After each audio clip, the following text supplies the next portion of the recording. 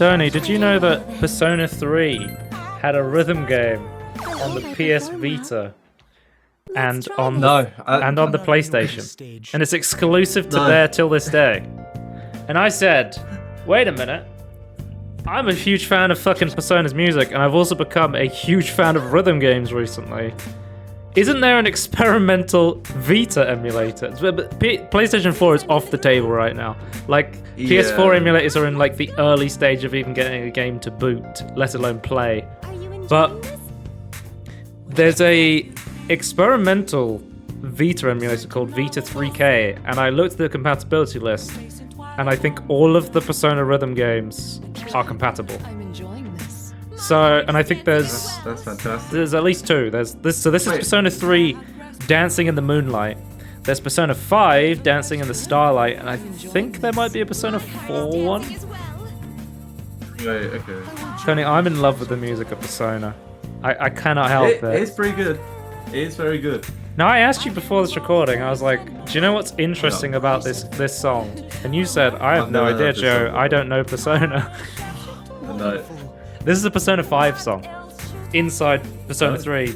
So, you wouldn't have ever heard this if you only played Persona 3. I knew this song because I've been trying to not spoil myself on the Persona 5 soundtrack, but this is one of the few songs that I got recommended or I heard, and I was like, oh fuck, this is a good song. So why is it in this game? So there was a bunch of DLC for both of the Persona 3 and Persona 5 games, for the rhythm games. And it basically adds the music from the other games as well as like live versions of the songs. There's remixes of the songs. And I've just been playing through all the DLC. Now I know it's shame. Joe, how did you get your hands on a copy of a Vita game and all of its DLC? Guys, how did you get hands on a PSP Vita? How did I get my hand on a real PS Vita? Okay, so I should point out quickly. The recording emulators is a pain in the fucking ass. When I was playing, I wasn't seeing any of this. It's just purely for the recording. So if the recording ever freezes up at any point, I'm sorry, but we'll move past it. You're saying it's flawless. Also, the first time I recorded this game, it recorded it upside down. I don't know why. The recording was upside down. This reminds me of that miraculous That's funny. I think I've seen that before. Anyway, don't worry guys. After I legally got my hands on this game in a PS Vita, I went onto Steam and I purchased a bunch more Atlas games. Like, honestly, if they put this fucking game on Steam, I would buy it immediately. Yeah. I think it would sell a lot, yeah. I went on Steam, I got the Persona fighting game. There's a Persona fucking fighting game, I don't know if you knew that.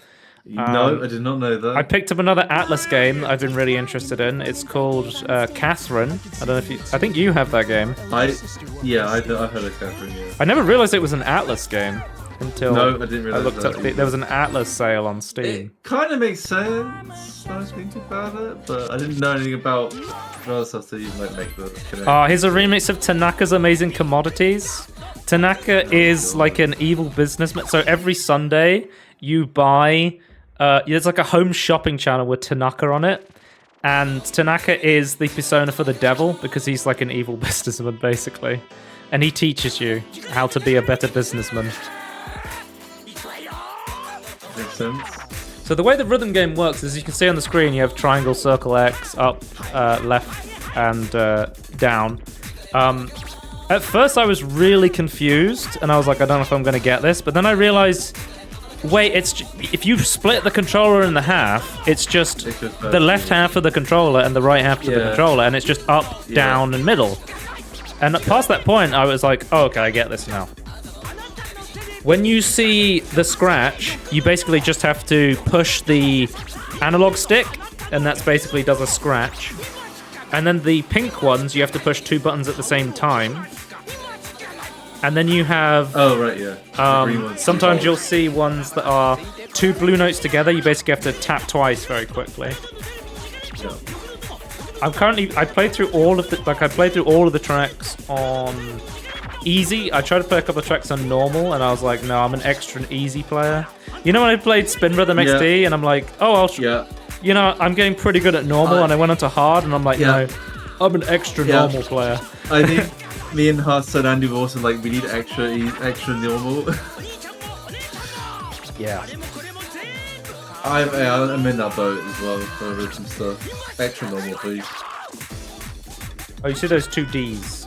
That's the quick press. Because on spin up, there's like adds extra mechanics. Like I want the extra mechanics, but slightly slower or less often. However it makes sense.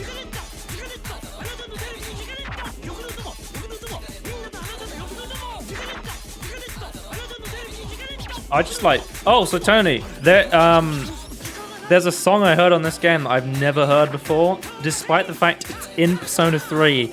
It's not in Persona 3 Reload. And it's a remix. Okay. So in Persona 3, you have the protagonist Makoto, who's like the dude. In Persona 3 Portable, the PSP version, they introduced the female protagonist.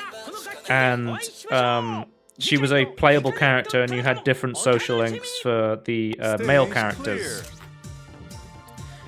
For Persona 3 Reload, they decided not to include the playable female protagonist because they said it would have taken too much time to get it all programmed and released. Understandable. Nice to see, but understandable. Yeah. But for the Persona Portable, they made a song called I think it's Another Life. Let me see if I can find it quickly. Oh god, I can't listen. Dude, I can't believe they have this song in fucking Memories of You in this game. Dude, this is the credit song of Persona 3 Reload, and I can't listen to it without weeping. Like, I can't believe they have this. Yeah, and it's also one of the only tracks in Reload that in the English version is in Japanese. Oh, okay. So they'll have, like, they have, because there's an anime version of Persona 3, so they'll have tracks from that. They have tracks from the, because this came out before Persona 3 Reload, so they don't have the Reload soundtrack. So I'm getting to hear like a lot of the original soundtrack of Persona 3 before they remixed it and changed it. Yeah. And they have like a couple of songs I haven't heard before. I'm gonna skip ahead, find the song I was talking about. Oh, where's Burn? Is this Burn My Bread? Oh, we gotta put Burn My Bread on. I was talking to you about how Burn My Dread sounds like Burn My Bread, and I was like, we have to compare it to the original Burn My Bread. I will burn my bread. I'm waiting for the remix called Toast. Yeah. I think this is the opening to the original. I could be wrong, but I think this is the opening to the original Persona 3 based on the video. But it's like one of the final songs in Reload. Like, you don't hear this song until like the last act of the game. Oh, right. So there's like a lot of the songs have been changed around and completely remixed in different ways. It might be the credits song? I don't know. These are either like intros or credits. Go ahead.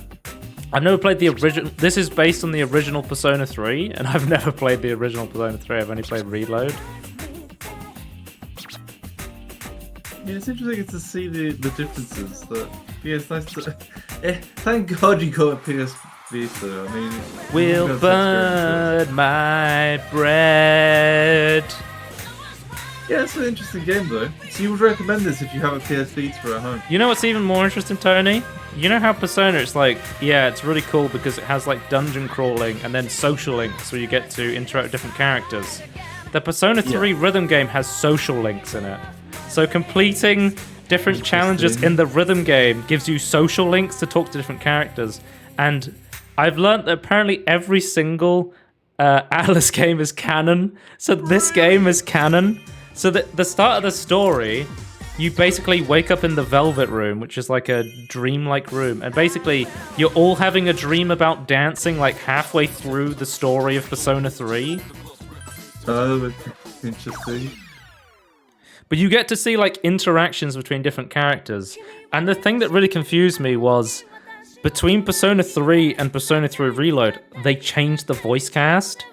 And I'm listening to the characters having conversations in the social links, and I'm like, that's not Junpei.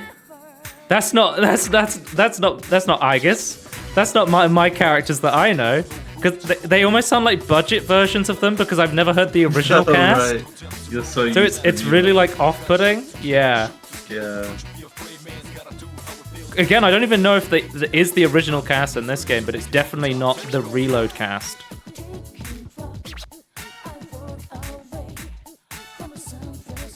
If you're a Persona fan, you have to fucking... so here's the social links. I'll show you one of the social links. Oh, you're here to practice too? Whew, that was a good workout. I'm gonna take a little break. Being together like this, it's almost like we're back in the dorm. This dream rocks. It's not my Yukari and Junpei. It's not mine. Oh, you mean our waiting rooms? Yeah. Not mine either. I have no. I don't remember. You have no horse in this race. I'm like, It even no. has all the same things in it. How does that work? But I think it's so awesome that they made a fucking random ass rhythm game that's really good, has unique music, and also has like unique social links in it. Yeah, and, that's and I tied in never. for sure. I feel like most people don't know this exists, I just realized that I Well, I definitely didn't know it existed. especially new Persona fans like me. Yeah. And I wish they would take this and like, okay, Unbelievable. Persona 3 Dancing in the Moonlight Reload. We need it on Steam now. Atlas, you love remaking games 500 times. Remake this game and put it on Steam. You'll get 1 million new players. You give back what you've already got first. Wait. But the one song I really wanted to spotlight... Oh, this is a banger song. I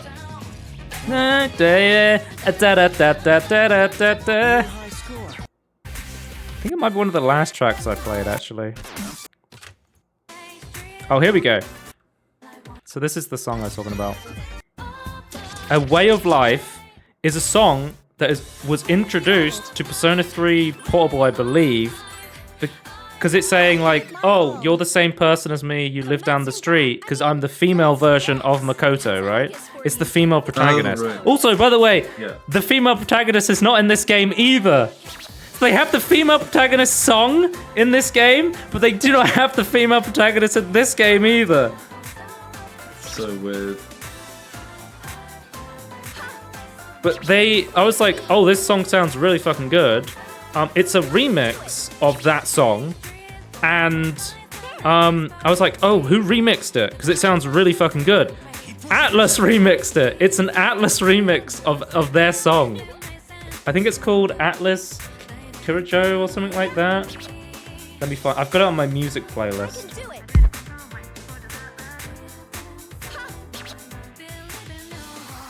Because I listened to this song and I'm like, Atlas Kirijo remix.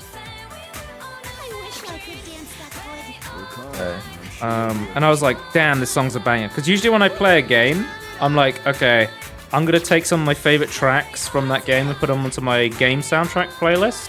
Because I'm a big game soundtrack fan. I feel like game soundtracks don't get the credit they deserve. Like, some of them are genuinely, like, fantastic albums. Yeah. Like, the joke is a lot of the time that Persona games, it's like, what the hell? This album came with a game? What the hell? Yeah.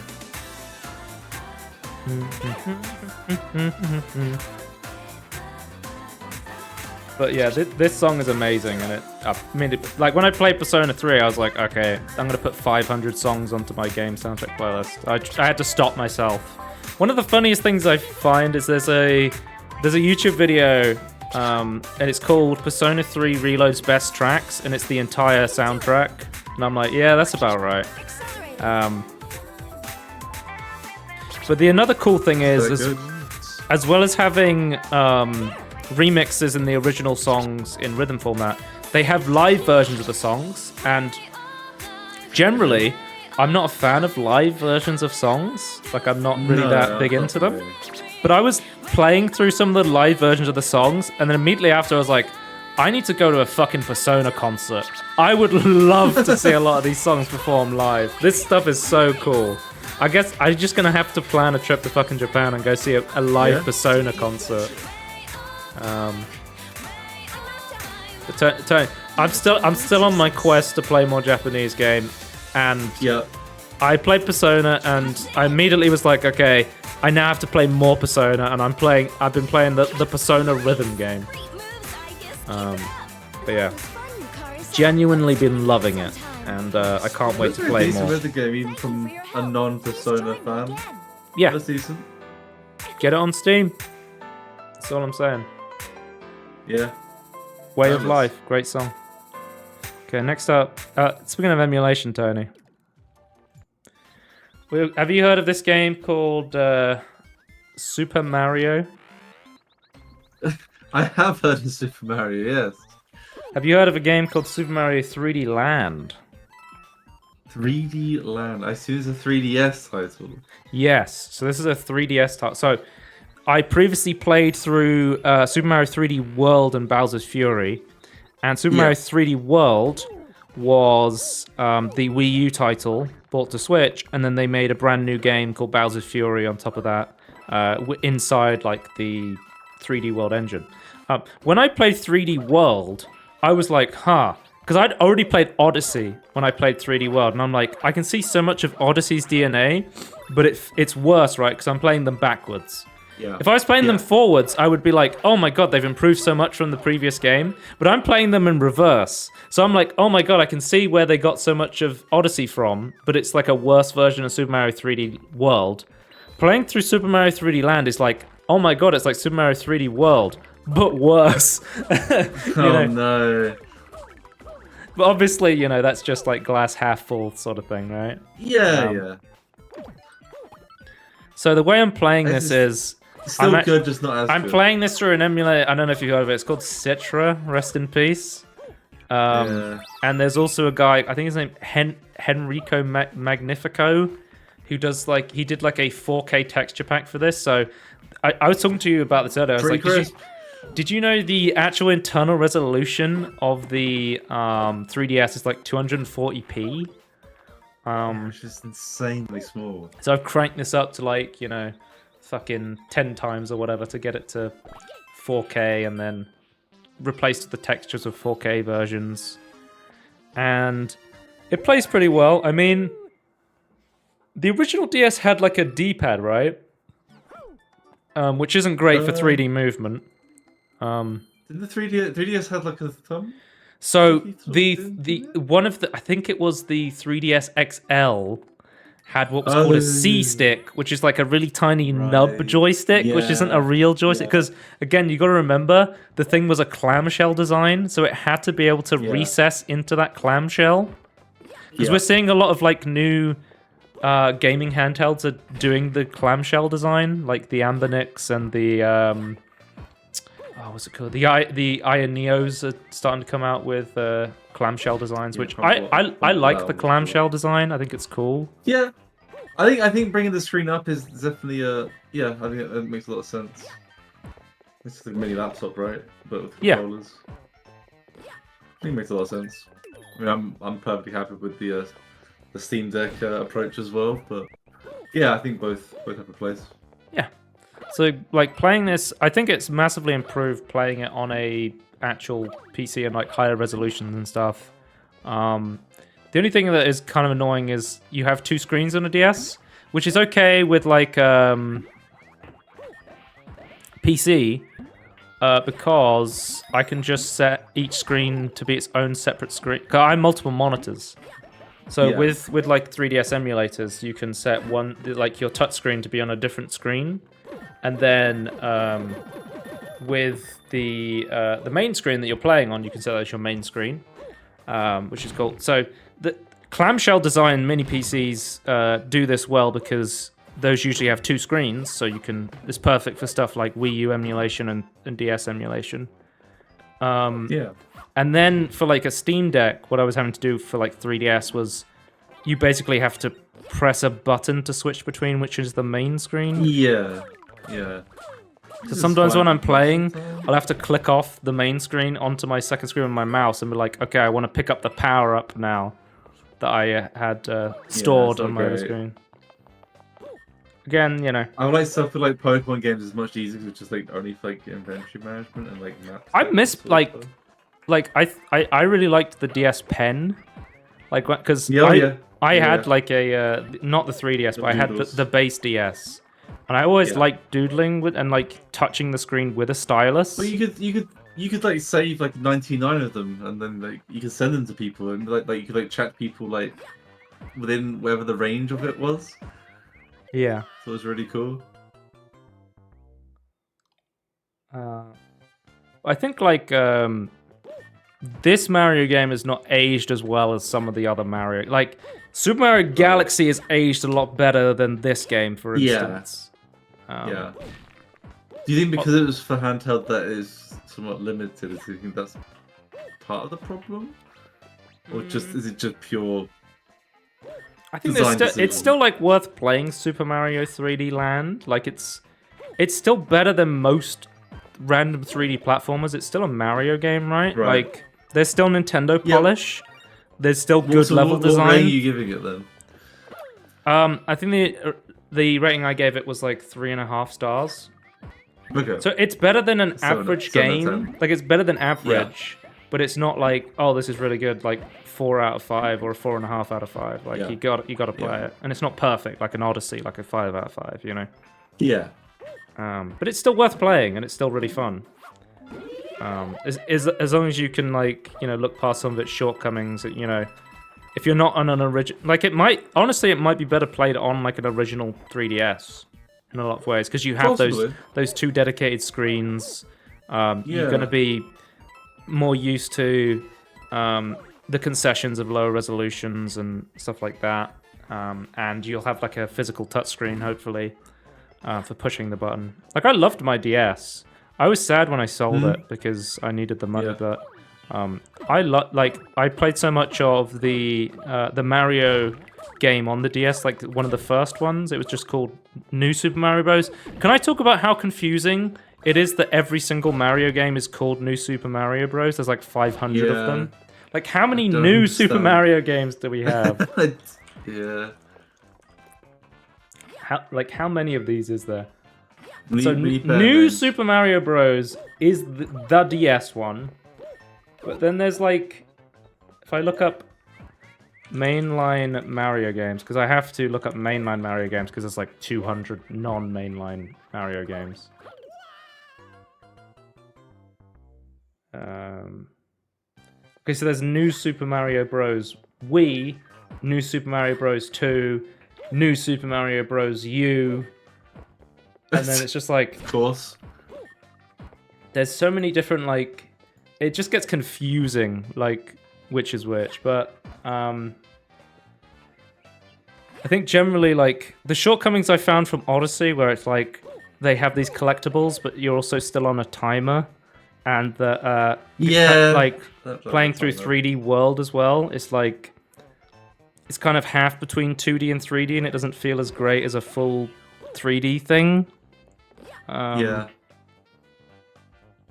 Like, I think Nintendo's been doing really well recently with stuff like Odyssey and Wonder, where they'd be like, okay, Wonder's a full 3D exploration collecting game, and we're going to really lean into that. And then Wonder's like, okay, this is a 2D Mario game that looks 3D, but we're going to have that tight 2D physics. I think they really hit their stride there. But I think for sure this game is still worth playing, and I would recommend it to most people. It's still really fun.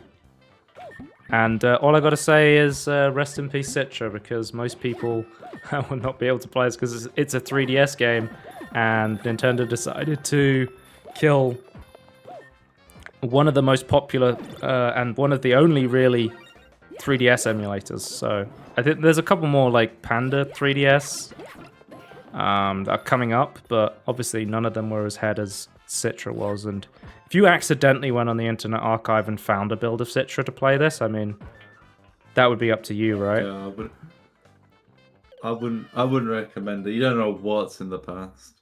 Yeah. But yeah, Tony, 2 amazing games. You want my rating for Persona 3? You didn't ask me my rating for Persona 3 Dancing in the Moonlight. I mean, it's for the good songs. Probably it's quite high. I gave it 4 stars. So I rated Persona 3 Dancing in the Moonlight higher than Super Mario 3D Land. I think that makes sense. But I also am a huge fan of Persona music, so I'm kind of biased. Yeah. I think that's fair. I think that's justifiable. I feel like that sort of game though is going to be super subjective. Like if you're a Persona fan, you'll give it a and you love the music, you're going to give it a way higher rating. If you're coming in as somebody who's just like, I want to play a rhythm game on the Vita, you may give it a lower rating. But I think, for the reason, like, if it tries to, I think that's fine though. Just thinking that the fact that it's higher than this game, I think that's so many sense considering the problems you have with it compared to more modern versions or more versions where they've learned from the past. There's some Tangerine on some emulation, and we'll see you next time. Bye. Bye.